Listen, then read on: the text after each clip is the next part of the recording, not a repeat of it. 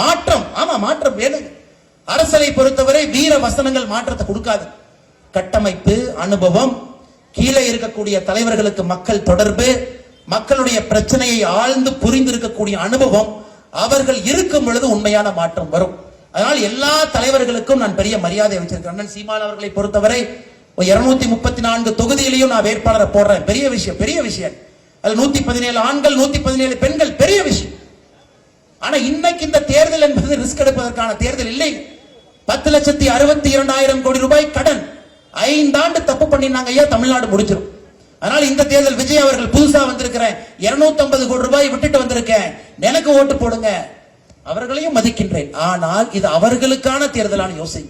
அதனால இந்த முறை திராவிட முன்னேற்ற கழகத்திற்கு எதிரான எல்லா வாக்கும் மொத்தமாக சிந்தாமல் சிதறாமல் தேசிய ஜனநாயக கூட்டணிக்கு சிந்தாம சிதறாம வரணுங்க ஐயா.